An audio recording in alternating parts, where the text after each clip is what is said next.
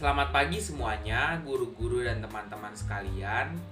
Hari ini saya bersama anggota kelompok saya akan mempresentasikan mengenai salah satu pengalaman kami dalam mengerjakan penelitian jangka panjang secara daring dari rumah masing-masing.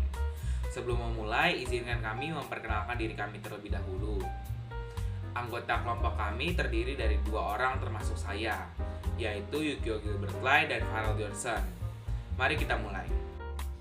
Nah, penelitian yang kami laksanakan adalah penelitian mengenai pembusukan. Di sini kami mengamati proses pembusukan yang terjadi dengan 6 variasi kondisi untuk mengetahui proses pembusukan mana yang lebih cepat dan yang paling lambat. Kami membagi tugas dengan mengelompokkan 6 variasi menjadi 2 kelompok, yaitu kelompok yang Yukio teliti terdiri dari 3 variasi, lalu kelompok yang saya teliti terdiri dari 3 variasi juga.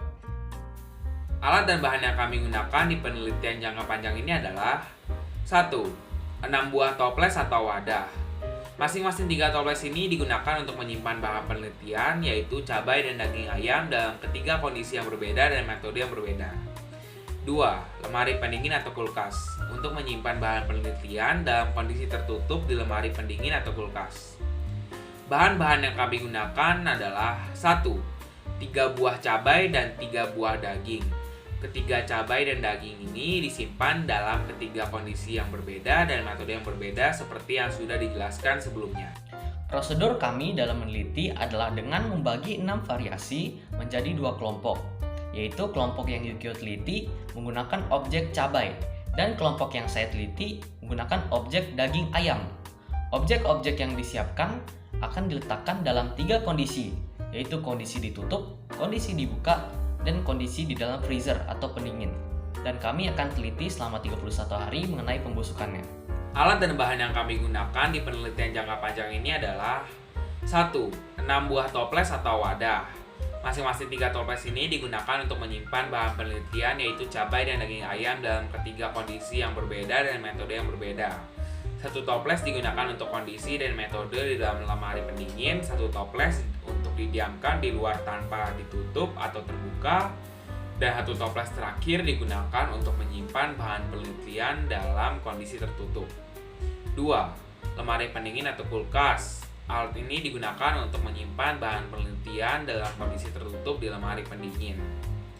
Bahan-bahan yang kami gunakan adalah 1. 3 buah cabai dan 3 buah daging ayam. Ketiga cabai dan daging ayam ini disimpan dalam kondisi dan metode yang berbeda seperti yang sudah dijelaskan sebelumnya.